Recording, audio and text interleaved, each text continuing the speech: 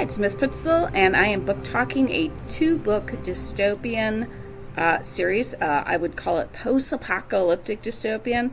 It's set in at least past the 2070s, because at one point they do mention like a lot of these catastrophic events happened like in 2072, I think it was. So it's after that, but like a lot of the technology and stuff we take for granted is gone. Even electricity and all those things are like sometimes gone. So the first book is called The Marrow, Thieves, and Cherie Dimaline is the author. She was never intending to write a second book, but she got so much feedback, especially from Indigenous people, for the stories, that she did write Hunting by Stars. It says it's a Marrow Thieves novel, so I thought it might be a companion, not following the people in this book, but it does. So it definitely continues this story, with a little bit of a tiny bit of a time gap, not too much. What I like dystopian fiction because there's usually adventure and stuff like that. This had a really interesting take because it's focusing on Indigenous people. And here's what was interesting is Indigenous people in Canada. And because I'm reading this and I'm like going, oh, they didn't treat their Indigenous people any better than the United States did.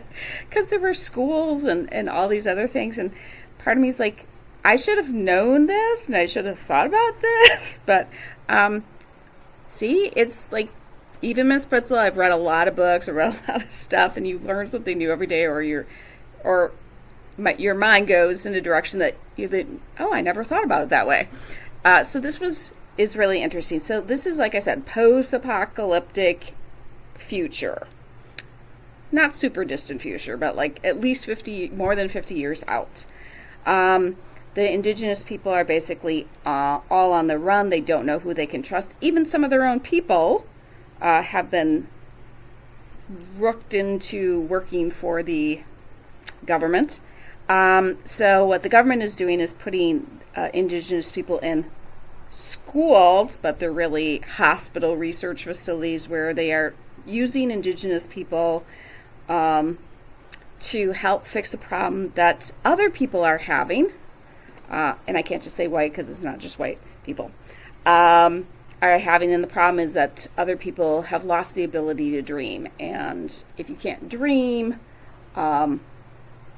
you can literally, it's kind of like if you can't sleep, you can literally go crazy and do things. So yes, so that's the problem they're trying to fix, is this dream problem. And because Indigenous people still know how to dream, or still can dream, they believe that they are the solution, and shocker, the government doesn't treat them so great.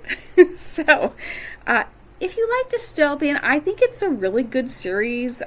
These people are on the run, desperate to survive, some of them get caught, and what happens, and it's just like, it was very interesting to me. And like I said, if you like dystopian, I think you should try it, some people are interested in having diverse characters, and some people, but I'm like, you can read it just because of that, but I think you can also read it just because you like dystopian fiction. So, once again, the series is Marrow Thieves by Cherie Dimaline, and Hunting by Stars is the second book in this series. And I don't know that she's going to come out with another one, so Maybe doing so. Have a fantastic day, and keep on reading.